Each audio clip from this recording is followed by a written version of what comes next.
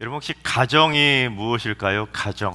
가정이라는 것은 한 지붕 아래에서 함께 살고 있는 혈연 공동체를 가정이라고 부릅니다. 그래서 같은 현관문을 사용하고 같은 화장실을 사용하고 같은 냉장고를 사용하고 같이 밥을 먹고 같은 침실에서 함께 잘 수 있는 혈연 공동체를 가정이라고 부릅니다. 근데 점점 핵가족 시대가 되다 보니 이 가정의 경계가 모호해지기 시작했습니다.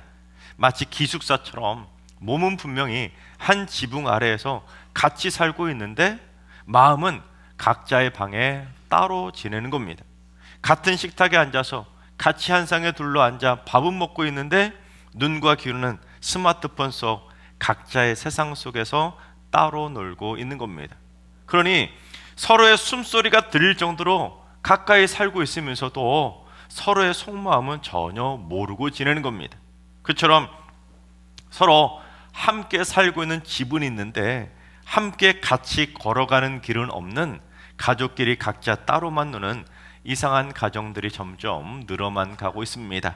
근데 오늘 말씀은 온 가정이 함께 평안하게 같은 길을 걸어갈 수 있는 영적인 방법을 가르쳐 주고 있습니다. 그것이 무엇이냐면, 첫째, 여호와를 경외하는 가정이 하나님의 내비게이션을 함께 따라갈 수 있는 것입니다. 우리 12절을 봉독해 볼까요?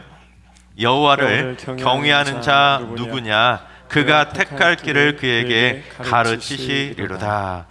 여러분, 경외라고 번역이 된 히브리어가 야레라는 단어입니다. 야레. 이 야레는 무서워하다, 두려워하다라는 뜻을 가지고 있습니다. 그러니까 여호와를 경외한다는 의미는 하나님 무서운 줄 알고 하나님을 두려워할 줄 안다는 것이죠. 그러니까 하나님 무서운 줄 알고 두려워할 줄 아는 경외하는 사람에게 하나님이 그가 택할 길을 가르쳐 주시겠다는 겁니다. 그런데 이 가르치다라는 히브리어는 야라입니다. 앞에 경외는 야레인데 가르치다는 야라입니다. 비슷하잖아요. 즉 하나님을 경외하는 야레에게는 야라, 즉 내가 택할 길을 그에게 가르쳐 주겠다는 겁니다. 특히 이 가르치다로 번역이 된 야라라는 단어는 그냥 단순히 가르친다는 것이 아니라 화를 쏟아 목표를 향해 던지다 또는 조준하다라는 의미를 가지고 있습니다. 그러니까 하나님께서 하나님을 경외하는 자에게 대충 야 너 이쪽으로 가 이런 식으로 가르쳐 주시는 것이 아니라 분명한 목표를 향해 마치 관역을 정확하게 제시해 주는 것처럼 어디로 가야 될지, 뭘 선택해야 될지 정확하게 그 택할 길을 조준할 수 있도록 정확하게 가르쳐 주신다는 겁니다. 자, 그렇다면 여러분 지금 교회 다니시고 하나님 믿고 계시는데 여러분 혹시 하나님이 얼마나 무서운 분이신 줄 여러분 알고 계십니까? 여러분, 우리는 하나님 믿고 교회 다니고 있지만 솔직히 하나님 무서운 줄 모르고 살 때가 참 많이 있습니다. 왜 그럴까요? 하나님이 우리 눈앞에 보이지 않기 때문이지요. 눈에 보이면 하나님 무서운 줄 알 텐데 하나님이 안 보이니까 하나님이 무서운 줄을 모르는 겁니다. 또한 내가 실수하고 내가 잘못을 했을 때, 내가 죄를 지었을 때 하나님이 즉시 혼을 내시지 않기 때문입니다. 예를 들면 내가 어느 날 실수했다고 해봅시다. 어떤 죄를 지었다고 해봅시다. 그러면 죄를 짓는 딱 그 순간에 돌아서지도 않고 바로 하나님이 바바박 하고 번개를 내리신다면 얼마나 하나님을 무서워하고 하나님을 두려워한 줄 알고 하나님을 경외할 수 있겠습니까? 그런데 하나님은 사랑의 하나님이시라 그러지 않잖아요. 그러다 보니 하나님 무서운 줄, 하나님 두려운 줄 모르고 다니는 겁니다.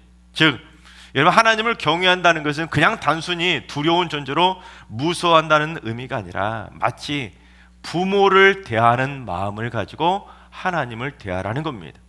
그래서 여러분, 어린 자녀들을 오냐오냐 무조건 받아주며 키우면 이 아이들이 어떻게 자랍니까?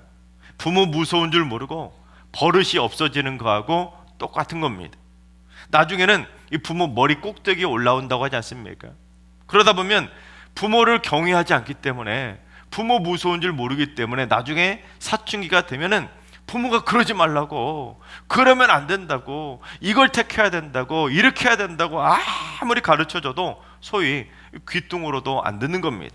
하지만 어려서부터 부모님 무서운 줄 알고 예의 바르게 자란 아이들은 어떻습니까?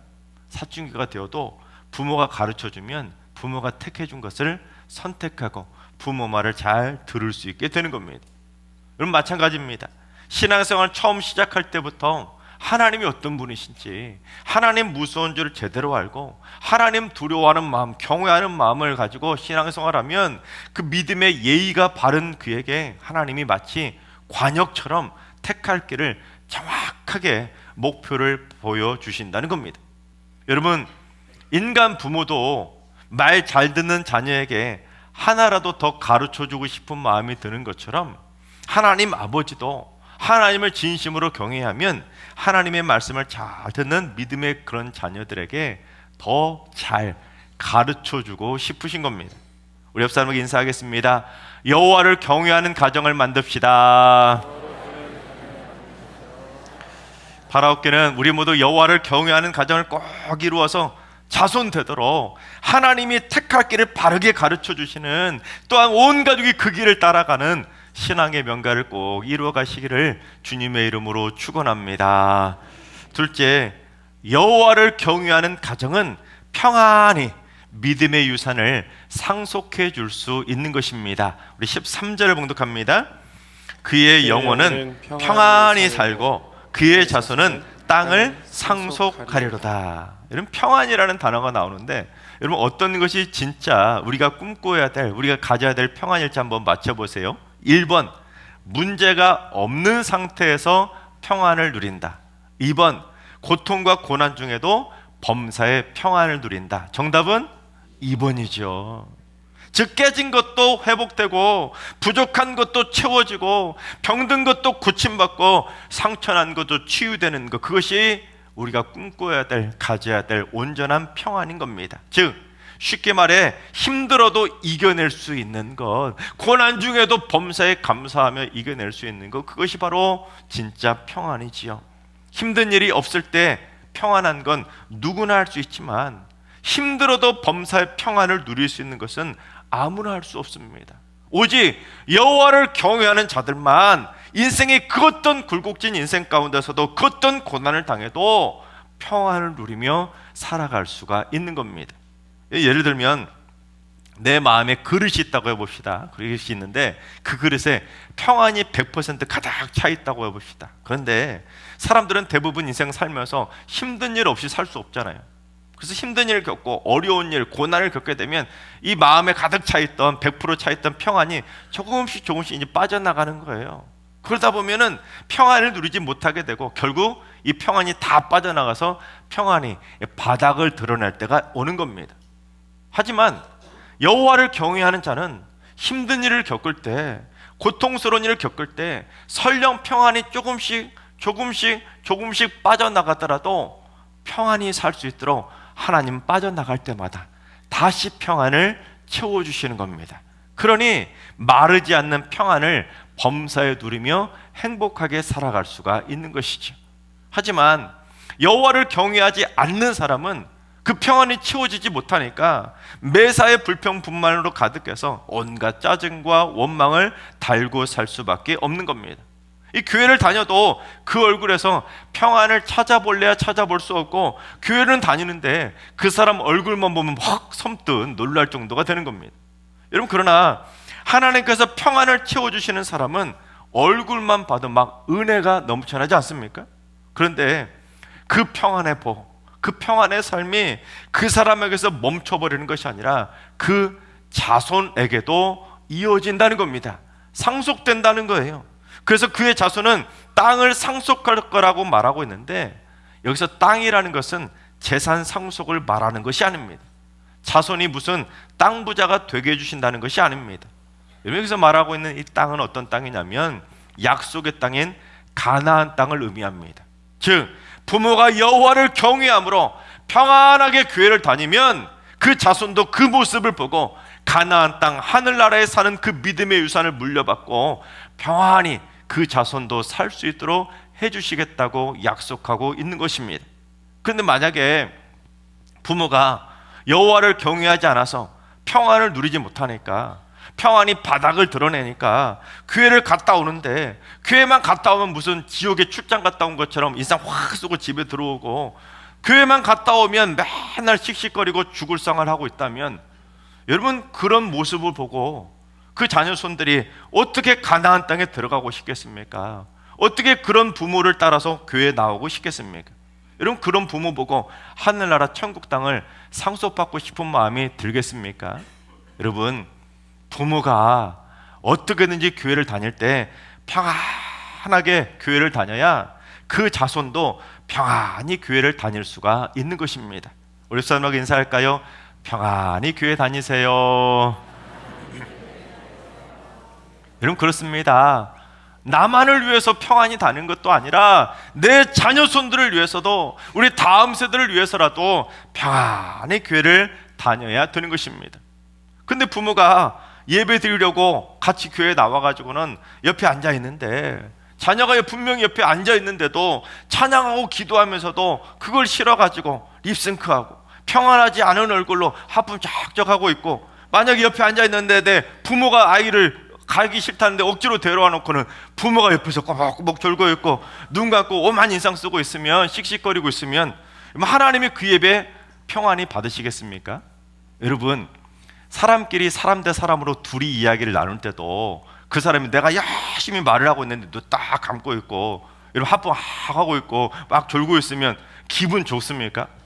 인간 대 대화를 나눠도 기분이 안 좋은데, 여러분 누구 바라보고 지금 이 자리에 계세요? 하나님 바라보고 지금 앉아 계시잖아요. 근데 만약에 그런 모습을 하고 여러분 앉아 계신다면 하나님이 그 모습 보고 아이고 예배 잘 드리는구나, 평안히 내가 받아주게 그러시겠습니까? 여러분 내가 평안한 모습으로 하나님을 신령과 진정으로 예배를 드려야 내 자녀손들도 그 모습을 바라보고 평안히 예배할 수 있는 것이고, 그래야 우리 가정의 예배를 하나님의 평안히 받아주실 수가 있는 것입니다. 바라옵기는 우리 모든 부모들이 평안한 얼굴로 하나님을 경외하며 신실하게 예배드리는 모습을 우리 자녀손들에게 꼭 보여주어서 우리 자녀손들도 평안히 하늘나라 천국의 가나안 땅을 꼭 상속받게 되기를 주님의 이름으로 축원합니다. 셋째, 여호와를 경외하는 가정일수록 하나님과 더더욱 친밀해질 수 있는 것입니다. 우리 14절을 봉독해 볼까요?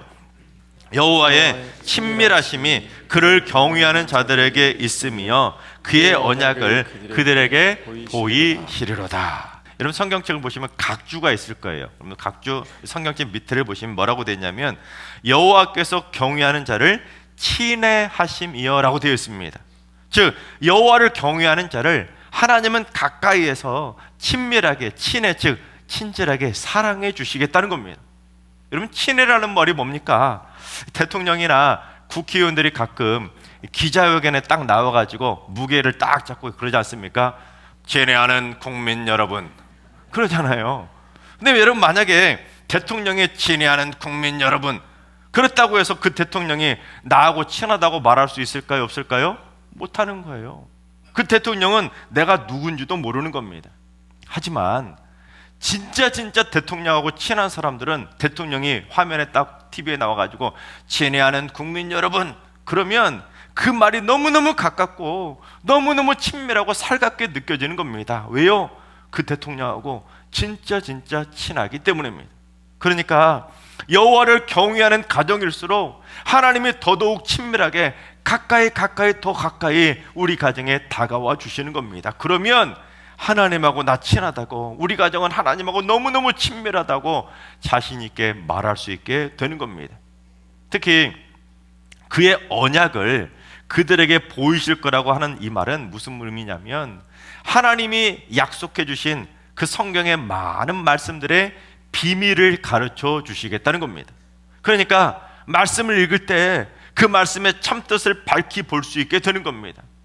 그래서 하나님이 그 언약의 비밀을 가르쳐 주시니까 말씀을 읽다가 이야 이게 이런 말씀이었구나, 그 말씀의 비밀을 깨닫고 말씀의 꿀맛을 깨닫고 더더욱 하나님과 친밀해질 수 있게 되는 겁니다. 여러분 비밀이라는 건 뭡니까? 비밀은 누구하고 나누죠? 생판 모르는 사람하고 나누나요? 아니잖아요. 가깝고 친밀한 사람하고 비밀을 공유하는 것이지 길 가는 사람에게 비밀을 알려줍니까? 절대 그럴 리가 없죠. 진짜 중요한 비밀은 함부로 남에게 공유하는 것이 아닙니다. 보안이 중요한 것이죠. 마찬가지로 하나님의 언약의 그 영적인 비밀은, 하나님의 말씀의 그 비밀은 아무에게나 가르쳐 주는 것이 아니라 하나님 무서운 줄 알고 하나님 두려워할 줄 알고 하나님을 진짜로 경외하는 자에게 내가 그 언약의 비밀을 친밀하게 다가와서 가르쳐 주겠다는 겁니다. 그러니 말씀의 참뜻을 깨닫고 천국의 비밀을 공유하는 하나님의 자녀들은 하나님과 가장 친밀한 친구인 하나님의 찐친이 될 수 있는 것입니다. 자, 그렇다면 여러분 하나님 믿고 계신데 천국의 비밀, 말씀의 비밀, 언약의 비밀을, 여러분 이 비밀들 얼마나 많이 알고 계십니까? 성경 66권 말씀의 비밀들을 훤히 꿰뚫고 계십니까? 하나님의 말씀의 참뜻을 제대로 알고 계십니까? 하나님의 말씀의 비밀을 밝히 알고 싶으시면 하나님 무서운 줄 알고 하나님 아버지를 더더욱 경외해야 되는 겁니다. 그래야 하나님 아버지와 더더욱 친밀해질 수 있는 것이고, 하나님이 그 언약의 비밀을 많이 깨닫게 해주셔서 그 부름의 표대를 향해 무엇을 선택해야 될지, 택해야 될 길을 바르게 가르쳐 주시는 겁니다. 여러분 옥스퍼드 대학교 인류학자인 로빈 덤바라는 교수가 있는데, 이 교수의 연구에 따르면 인간은 뇌의 크기 때문에 유지가 가능한 관계의 수가 제한될 수밖에 없다고 합니다. 무슨 말이냐면 서로 얼굴도 알아요. 그리고 서로 관계도 친밀해요. 그리고 서로 필요하면 친하니까 얼마든지 도와줄 수 있는, 협력해 줄 수 있는 이러한 친한 사람의 최대치가 무한대로 막 확정해가지고 막 10,000명, 20,000명 막 그렇게 사귈 수 있는 것이 아니라 어느 정도를 넘어서기 힘들다는 겁니다. 즉 내가 힘들 때 전화 걸어가지고 나 힘든데 도와달라고 도움을 요청했을 때 나를 위해서 도와줄 수 있는 사람의 최대치가 한계가 있다는 거예요. 그래서 나온 개념이 그의 이름을 따서 덤바의 수라고 부릅니다. 덤바의 수. 이 덤바의 수가 몇 명이냐면 약 150명에 불과하다고 합니다. 즉 사람은 그 150명 이상은 더 친밀해질 수가 없다는 거예요. 마치 양파 껍질처럼 150겹의 양파 껍질 정도의 그 친밀한 정도의 관계가 맺어진다는 거예요. 그리고 양파 껍질을 하나하나 벗겨내면 그 속에, 그 은밀한 속에 쭉 속살들이 드러나잖아요. 그처럼 그 안쪽에는 비밀도 함께 나눌 만큼 친밀한 관계들이 있는데, 나하고 가장 친밀한, 가장 은밀한 속에 비밀까지 나눌 수 있는 그 가장 친한 친구 안쪽의 사람들은 약 5명 정도에 불과하다고 합니다. 그런데 우리는 여러분 이 세상에 살아가면서 나와 가장 그 친밀한 그 5명보다도 우리를 바라보고 계시는 하나님 아버지하고 더더욱 친밀해져야 되는 겁니다. 그래야 천국의 비밀을 깨달을 수 있는 것이고, 하나님이 원하시는 택한 길로 바르게 걸어가면서 마이웨이가 아니라 자녀 손들에게도 평안하게 천국의 비밀을 상속해 줄 수 있게 되는 것입니다. 여러분 17세기 네덜란드 화가인 요하네스 베르메르가 그린 우유를 따르는 여인이라고 하는 평화로운 명화가 있습니다. 바로 이 작품인데, 이 평범한 일상의 모습인 이 작품이 무려 수백억에 달합니다. 이렇게 가치 있는 명화가 된 이유가 뭐냐면 이 아주머니 얼굴이 평안한 얼굴로 그 우유를 따르고 있기 때문입니다. 그리고 이 여자의 모습에 창문으로부터 환한 빛이 쫙 비춰오고 있기 때문입니다. 마찬가지입니다. 여호와를 경외할 줄 아는 가정은 지극히 평범한 일상에도 이처럼 친밀한 하나님의 은혜의 빛이 임하게 되는 겁니다.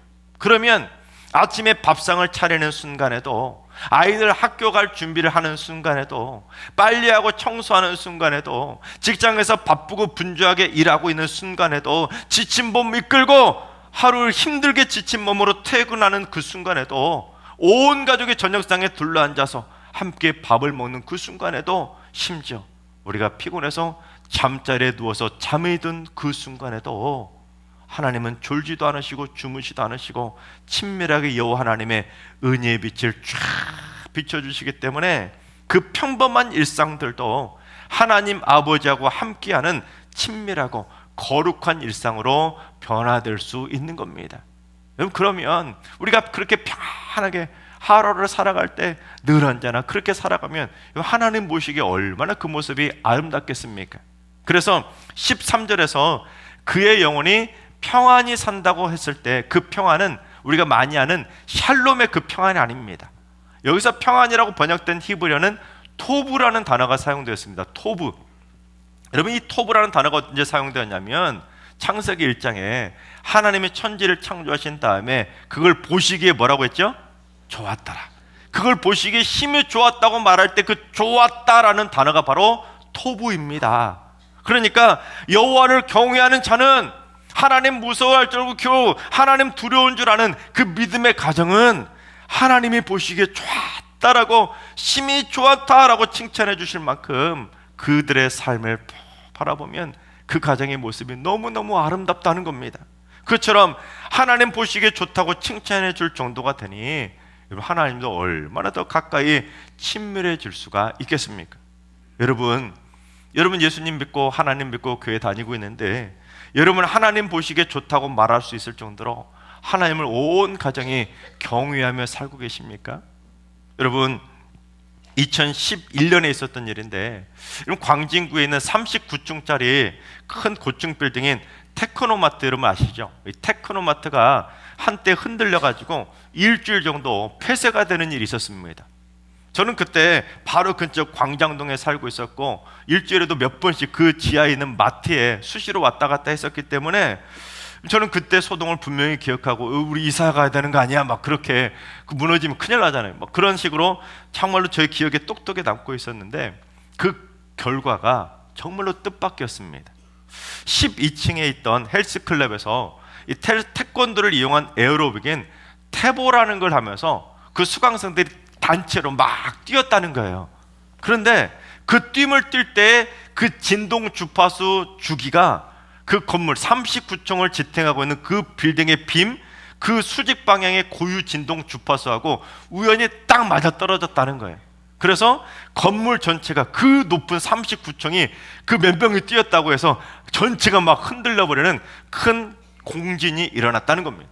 그걸 이 공명이라고 하는데, 이러면 두 소리굽새를 딱 놓고 이쪽을 땡 하고 때리면 이쪽의 소리굽새가 같은 주파수면 같이 때리지도 않았는데 이것도 땡 하고 울리는 겁니다. 그걸 바로 공명이라고 합니다. 마찬가지입니다.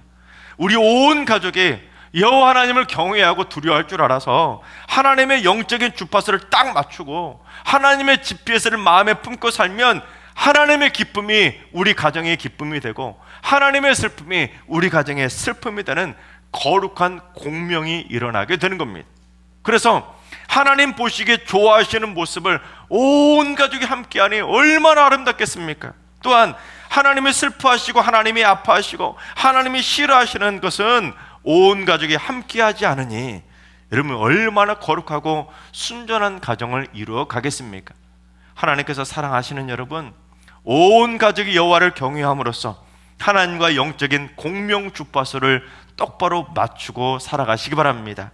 그래서 하나님이 가르쳐 주시는 올바른 인생의 관역을 향해 힘차게 나아갈 수 있도록 하나님의 택한 길을, 마이웨이가 아니라 하나님의 택한 길을 온 가족이 함께 걸어가시기 바랍니다.